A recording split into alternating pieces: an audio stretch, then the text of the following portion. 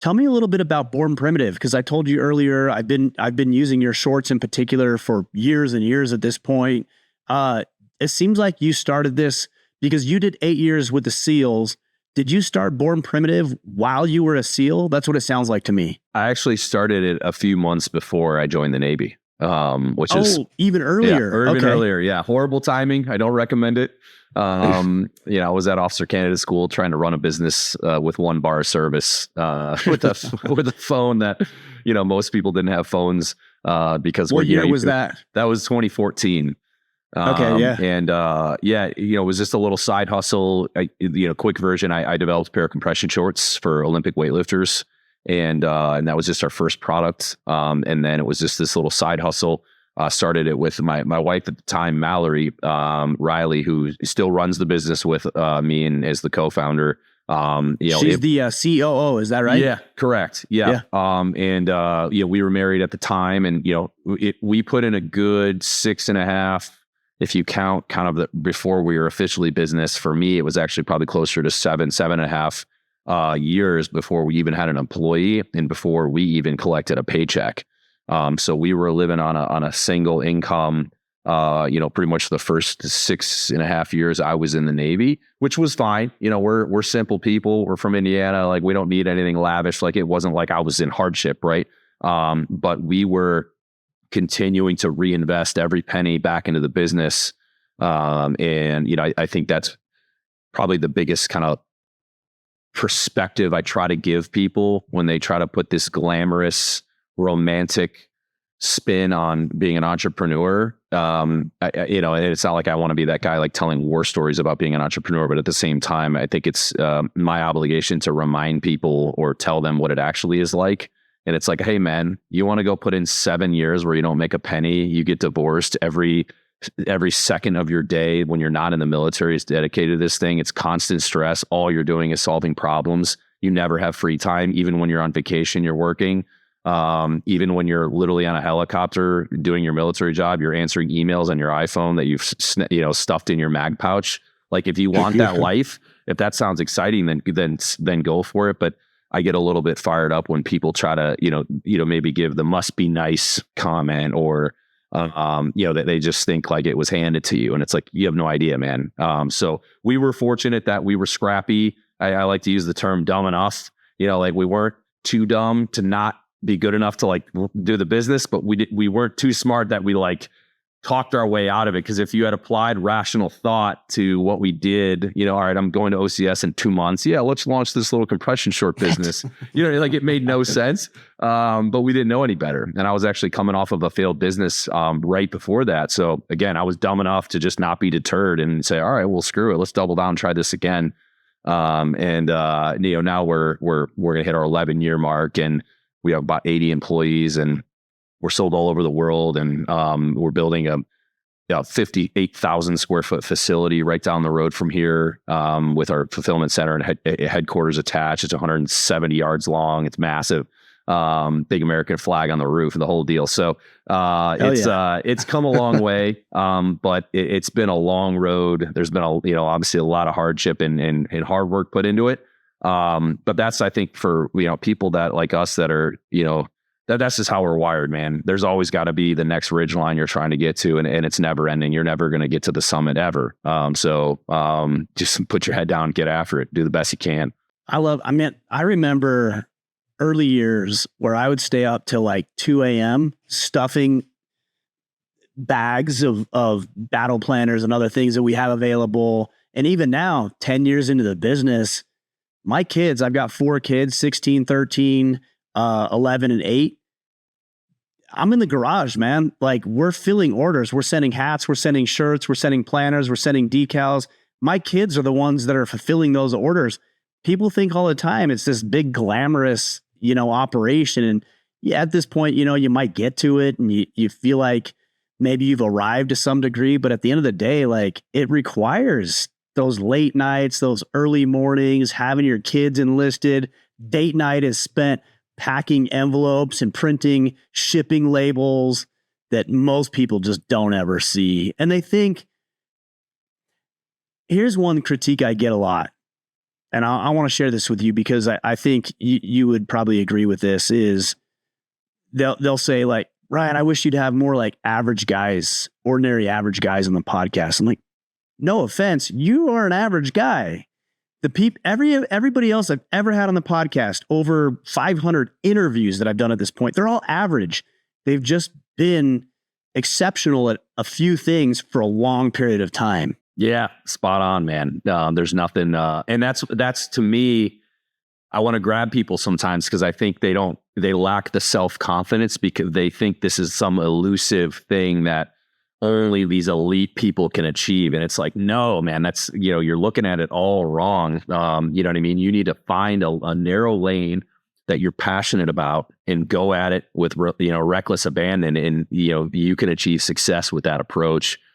So I'm talking out of both sides of my mouth. Like at one side, I want people to know how the real side of being an entrepreneur, but at the same time, I want people to be encouraged that, that they can pursue it. If they're staring at the ceiling every night, thinking about it, that means they need to do it. Right. If they're looking at it, oh, that looks glamorous and cool, and I'll get some Instagram followers and, maybe girls will want to date me or something like that, then don't do it, because those aren't the reasons you should be doing that sort of thing. But yeah, man, it's not for everyone. I speak at an event typically about every quarter. It's called the Honor Foundation, and they bring mostly transitioning special operations guys and put them through like a little, I think it's about a 3-month boot camp, revising your resume, how to do an interview, how to network, all these things. Really cool thing. Great program they do for these guys and girls. And typically they host an entrepreneur panel once a quarter for each class. And they've invited me. It's local here in Virginia Beach. And there's other service members or former service members that are entrepreneurs as well. And they can just fire away at questions. And I think typically they think I'm going to give this like sexy, glamorous answer about how awesome it's going to be. And, you should, definitely do it. And, for some of these guys, it's like they've done 20 years, they're in their 40s, they're retired, they got 3 kids, they're married, they've been gone 90% of the time, their entire, kid's life. And I'm like, hey man, now's not the time to go try to start a coffee company, right? Go work for the man. You know what I mean? Build equity with your family, be able to punch out at 5 every day and not have to bring it home and be dealing with lawyers and bankers and, emails in the middle of the night and lawsuits and all the things that are going to come with what you're about to do. Maybe it's okay to go work for the quote man, right? It's not always a bad thing to have consistency, but a little less responsibility. Or hey, if you're staring at the ceiling every night and you're wired for this, then okay, you can go for it, but just make sure you calculate that. What is your financial risk threshold? How is your family right now? Do you need to take some time to build some equity back with the kids and the wife? You know what I mean? These are all things that need to be considered when they kind of make that, kind of that assessment of whether I should do this or not. And I think a lot of guys are surprised when I give that answer because I think they think I'm going to come in and say, oh yeah, go for it. Burn the bridges. Yeah. Slide the chips in. And, there's a time and place for that. I just don't think, if you're 44 with 3 kids and maybe a marriage on the rocks, that's the time to say, all right, now I'm going to be gone 90% of the time again, because I'm going to need to start this concept from scratch, Well, I think one of the things that I really resonate and appreciate about your story is that's not what you did. You didn't burn the bridges. You didn't go all in. You had this career in the military. And while you were doing that, you did this side thing that you were passionate and excited about, weren't making a whole lot of money.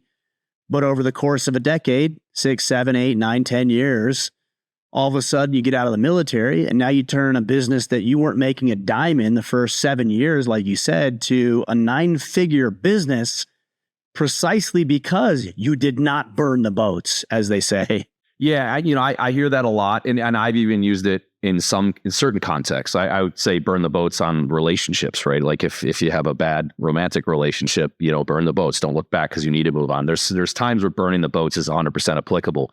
But I think for a lot of people, having a side hustle, assuming you have what it takes to be a self-starter, I don't want you to slide the chips all in, because there's a 93% chance it's not going to work, right? So if you were playing roulette, right, and you were going to slide all the chips in and you knew there was a 93% chance it was going to go red and you're putting it on black, you probably wouldn't make that bet, would you? Right?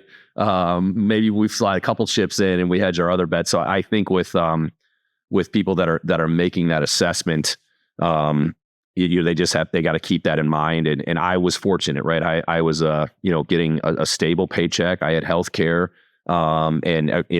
my worst case scenario wasn't bad, right? I was living a young man's dream, as a young SEAL. Let's be honest. Your worst case scenario based on your occupation of choice is that you would die. Let's not discount that, right? Well, yeah, I meant as far as like a financial outcome, right? Like if Born Primitive, I put 6 years in and finally it just imploded. All right. Fair enough. Do I lose a lot of my life that I, wasted, towards this effort, and some money? Yes, but I still have a stable job. I'm with the boys. I'm getting after it. I'm living the dream that I wanted as a young man. But some people don't have that fallback. So I think if people are going to slide the chips in, again, it just needs to be a little calculated. But I think taking a 9 to 5 and having it as a side hustle for a while isn't a bad gig. Now, your lifestyle is going to suck. That's the only drawback with that. Is like you're not going to have a free minute. And I even remember, I've told this story a few times, like Mal and I went to Hawaii twice. Like we never took a vacation, and finally we're like, all right, we got to take like at least one vacation. I think it was on pre-deployment leave, right? So I'm about to deploy for 6 or 7 months. We went to Hawaii, and because it was 5 hours ahead of East Coast time, we would get up at 4 o'clock in the morning and start working until noon. That was our deal. All right, we'll get up at like 3:45. We're on the computer by 4, and that way we're working a normal work day with our employees. And then when the Starbucks would open at like 6 a.m., we would shift over to the Starbucks and we'd go there till lunch. And then, okay, now it's 12:30. Let's go get some lunch. And now our vacation day starts, right? We did that for 6 days straight.